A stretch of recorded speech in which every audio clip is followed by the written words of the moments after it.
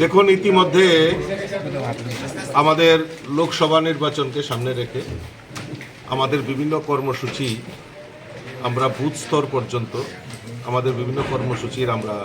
উদ্যোগ গ্রহণ করেছি এবং আমাদের মূল লক্ষ্য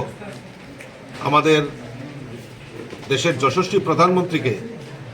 আবারও আমরা দেশের যশস্বী প্রধানমন্ত্রী বানাতে চাই। মাননীয় নরেন্দ্র মোদীজিকে আমরা দেশের প্রধানমন্ত্রী হিসেবে দেখতে চাই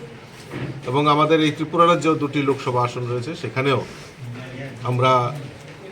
2টি কেন্দ্রে এই পদ্ম ফুল ফুটিয়ে আমরা নরেন্দ্র মোদীজির হাতকে শক্তিশালী করার লক্ষ্যে আমরা বিভিন্ন কর্মসূচি আমরা হাতে নিয়েছি। তার মধ্যে একটা অন্যতম আজকের যে বৈঠক, সেই বৈঠকটা হচ্ছে যে আমাদের জনজাতি এলাকার 20টি সিট রয়েছে, সেখানে আমাদের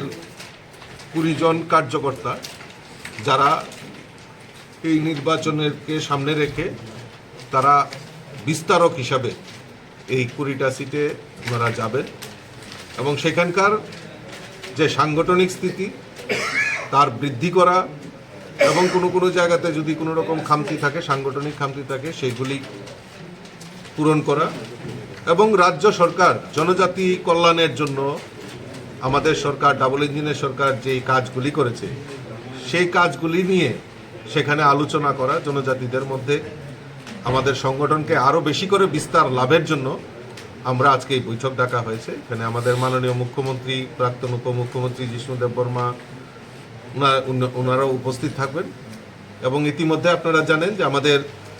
বিকশিত ভারত সংকল্প যাত্রা আর সুশাসন 2 দ্বিতীয় পর্যায়ে সুশাসনের কাজ শুরু হয়েছে এবং সেইগুলিও প্রচার প্রসারের জন্য আমাদের এই কয়দিন ধরে আমাদের জনজাতি এলাকায় আমরা বিস্তারক হিসাবে কয়েকজন কার্যকর্তাকে পাঠাবো, তার নিশ্চিত করেছি এবং আজকে তার প্রশিক্ষণ এবং তার রূপরেখা তৈরি করা। Thank you.